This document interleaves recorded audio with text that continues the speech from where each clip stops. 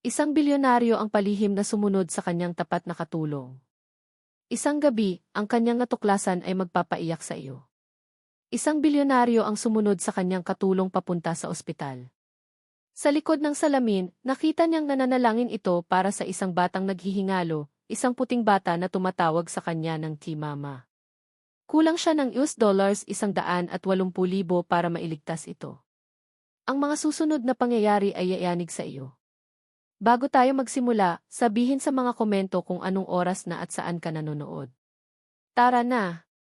Itinuturo ng pera na pagdudahan ang lahat. Natutuhan ni Marcus Thornton ang aral na iyon habang binubuo ang kanyang yaman mula sa wala. At sa edad na 58, ang hinala ay naging kanyang ika-6 na pandama. Ang pilak na hibla sa kanyang maitim na buhok ay tumutugma sa malamig na kalkulasyon sa kanyang mga mata. Mga matang walang nakakaligtas.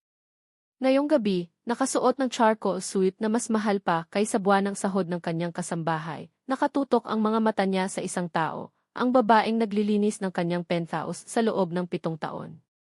Si Elena Rodriguez ay parang multo sa kanyang tahanan.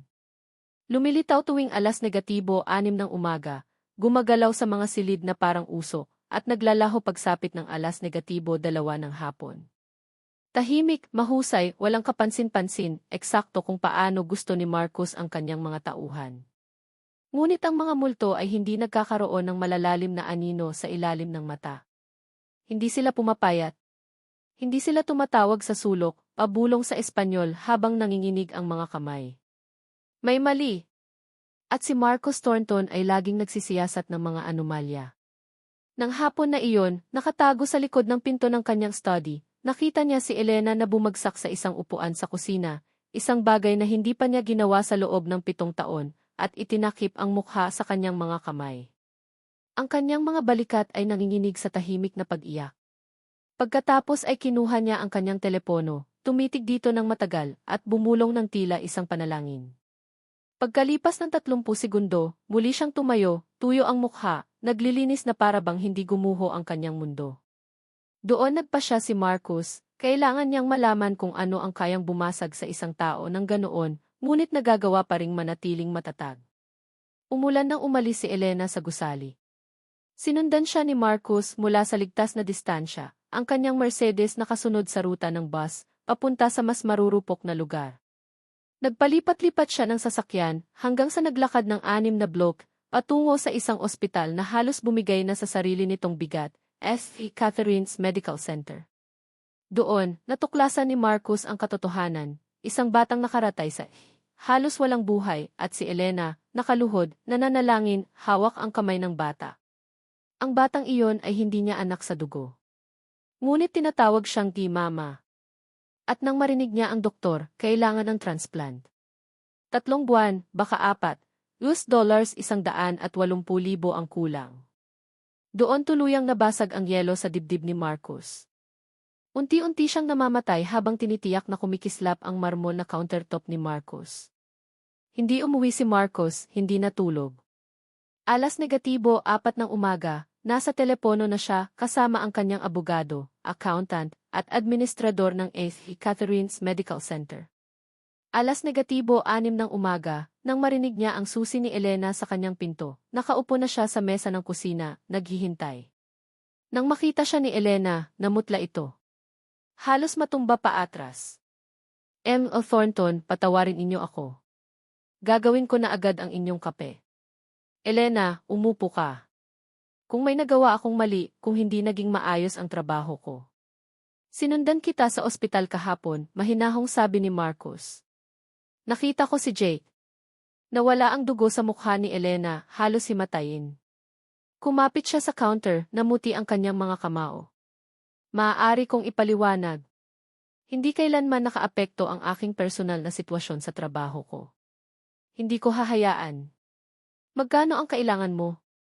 Napakurap si Elena, nakatitig sa kanya. Ano? Para sa transplant ni Jake, para sa experimental treatment, para sa iyong medical debt. Sabihin mo ang numero. Gumalaw ang bibig ni Elena ngunit walang lumabas na salita. Pagkatapos ay bumagsak ang luha sa kanyang mukha. $180,000 para sa transplant, Sabi ni Marcos, inilabas ang kanyang telepono. Dagdag na $47,000 para mabura ang iyong utang.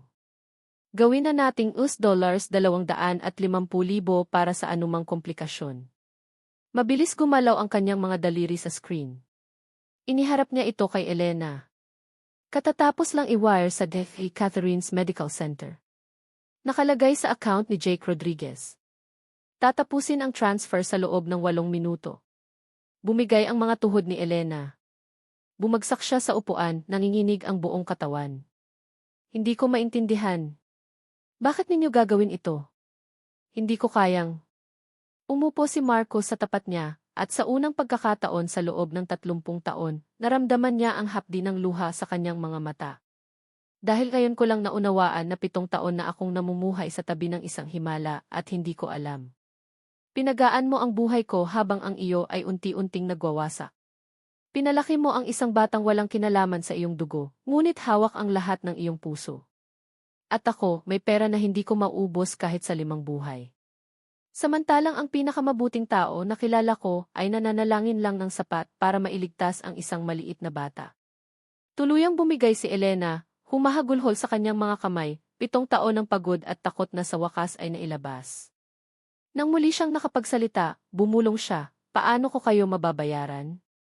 Ginawa mo na, sagot ni Marcos. Dumating ka tuwing umaga kahit gumuho ang iyong mundo. Ang ganoong lakas, iyon ang pinakamahirap hanapin.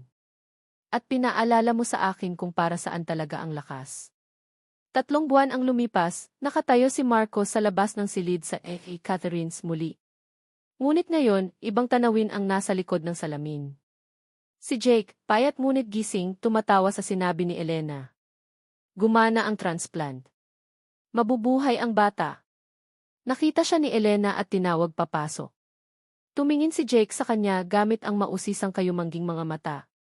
Sabi ni Mama, kayo ang dahilan kung bakit ako gumagaling. Lumuhod si Marcos sa tabi ng kama, kasing taas ng bata. Ang mama mo ang dahilan kung bakit ako nagbayad ng bill, sabi niya, mabuting tao ka.